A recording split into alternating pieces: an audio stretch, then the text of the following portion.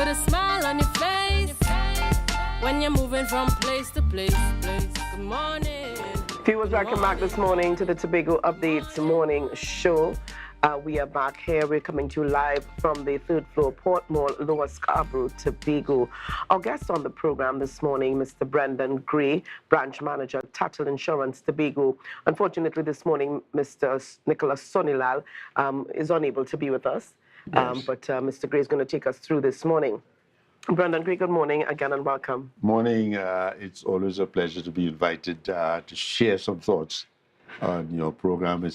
I feel elated whenever I'm here with you and your team, and let me congratulate you on a well done and well promoted idea here in Tobago. Thank you so much. But before we get started, Aria, you had a lady on yesterday talking about domestic violence. Yes.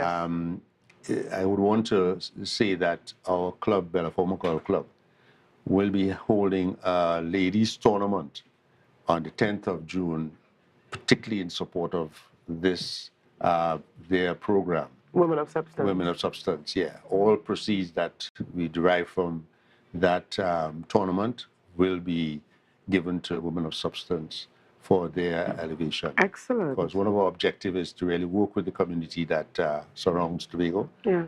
You recall we worked with the government school in Montgomery and the Anglican school in Mount Pleasant.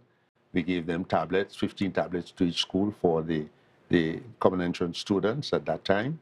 And we continue working for the community. I want to thank Yvonne Dallas, Emma J. Murphy, and Shirley Cook, along with our captain, Mr. Terrence David, the THA, Magdalena, and Fairways Restaurant and Bar for the support this event. Thank you. Thank you so much. I'm sure they greatly appreciate it. Onika Mars has been doing what she's been doing, turned her pain into purpose, and of course, you know, all the support that they can get, they would appreciate. I'm very, very much happy that we are working as necessary for the community. Okay, thank you so much for that. But we just want to let our viewers know this morning that our topic this morning is TATIL, motor and property insurance. And we want to get started this morning asking the question here, Mr. Gray. What is insurance? It's a term that we've heard before. Of course, we often ask, is your home insured? Is your car insured? Or you need to get insurance for, you know, in case of illness. But what is insurance? Well, that's a very important, a very interesting question. Insurance is where someone will pay a small fee to someone to protect something of value. And that value, it will be greater than the premium or the fee that is paid to the insurer. For instance, you may pay $1,000 for something that costs $100,000, and the damage or destruction of that thing for $100,000, the fee is going to be what will be used to pay you the value and compensate you for the value that you've lost or the destruction of the item in particular. So you have a premium and you have an item, and the item is insured based on the premium that you've paid, which is a small portion. So insurance works in that kind of way. Obviously, there are factors involved, excesses, depreciation, and those things will work also in tandem with that whole concepts. All right. And we want to invite the viewers on the live this morning to please send in your questions on insurance, even as we focus on motor and property insurance this morning. Your questions and maybe comments, you can do that on the live this morning. Remember, we are live on Facebook and on YouTube. We're coming to you live this morning on M&E TV and Gael as well.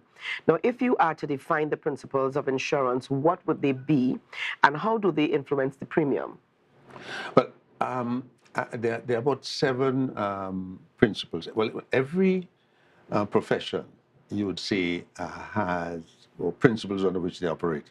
And the things that impact on their modus operandi and influences the way they do their business. In our instance, I would want to name just 3 that, to me, impact directly the facet of insurance. One is insurable interest. So when you purchase something, you purchase it and you own it.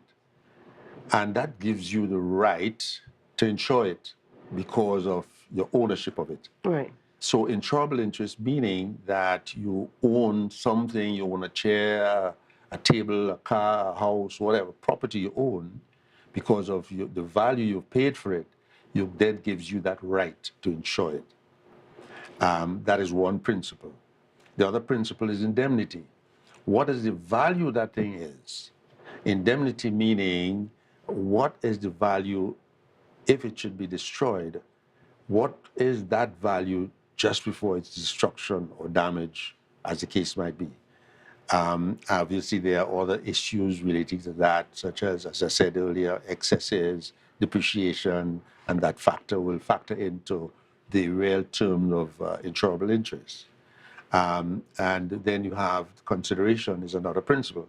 And that principle is the premium you pay is what determines your right to the payment of a claim. So consideration, insurable interest, and indemnity. You have others in terms of utmost good faith, proximate cause, subrogation, contribution. Those are other principles under which insurance operate. But these principles work primarily in support of the whole aspect of insurance and how we operate. Yeah? And it influences motor insurance more than most insurances. Yeah? Yeah. So let's take, for instance, and we're dealing with some property and motor insurance. Yes. So let's look at motor insurance, for instance. Before I go there, let me read, I think I should read for your audience, the nature of compulsory motor insurance, because motor insurance is a compulsory form of insurance. Right. Why is it compulsory? Because there's a legislation that says you must purchase insurance. And it says something here. The Motor Vehicle Insurance Third-Party Risk Ordinance Act, Chapter 4851, as amended by the Motor Vehicle Insurance Third-Party Risk Amendment Act 1996, makes provision for the protection of third parties against risk arising out of the use of a vehicle or licensed trailer on a public road. And they describe a public road. A public road is defined as any street, railroad, or open space to which the public has access, and any bridge over which a road passes, and includes any private owned street, road or open space to which the public has access either generally or conditionally. The legislation stipulates that the owner of a vehicle or licensed trailer is not to use or permit another person to use same on a public road without the appropriate insurance in place.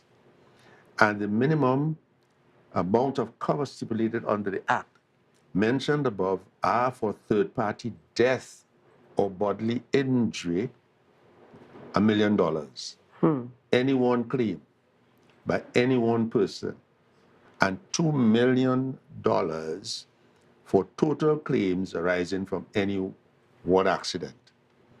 For third-party property damage, it's $500,000, any one claim, any one person, and $1 million for total claims arising from the same accident.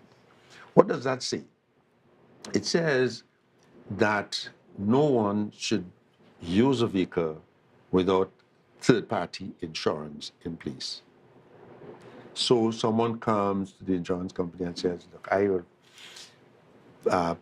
I want third-party insurance. Your premium is $1,000, $1,003. But listen to what the insurance cover. The cover, if you damage someone, the minimum, the maximum is $1 million for that 1,000 or 1,003 premium. So in my explanation earlier in terms of what is insurance, Yes. you pay a small premium for cover that is higher than the premium you pay. Much, much higher. Same, that's the principle.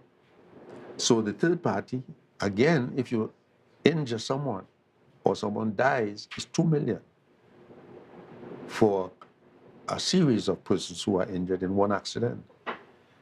So that is the risks that insurers carry for the premium you pay. So when someone says, my premium went up by $100, the insurance company risk is higher, much, much higher than what we pay. What has happened is that because insurance companies would get $1,000 and they try to expand their client base, that is what would multiply out and satisfy the claims that that come to the insurance company. And that is why the principle of, as I indicate, indemnity, and the principle of utmost good faith, and the principle of insurable interest becomes evident. Yeah. All right. And to give an example, I think I need to give an example here. As you know, I've been in this business since 1978. So I've been a lot of experience, a lot of exposure in terms of what has occurred in the You past. don't look at Brendon, great, but go ahead. Go ahead. Yeah. Let's see.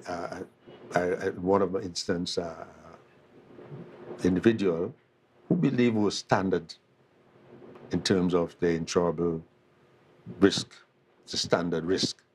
That is someone who owns a car, they work in an office, and that person would only travel from home to the office. Now and then they travel a little bit during the day, and evening they drive back home, right? Yes. On weekends they may go out and so on. Salesperson and persons who are taxi drivers, they have more substandard risk because they're on the road all the time. Subject to accident is more likely to happen when someone's on the road continuously, right? And this person had an accident with a business person. And that accident came out not because the person was driving, but they lent the person the car to one of the family members who had the accident with this business person. And this business person had something like 16 operations to correct some of the injuries, broken bones, and so on. Business closed down. What do you think the claim would be in that situation? Enormous. Yes, one would expect. Very enormous. At the risk of the insurance. That's right. At the risk of the insurance. What happened is that the insurance paid its maximum, which on their policy was $2.5 million in satisfaction of the claim.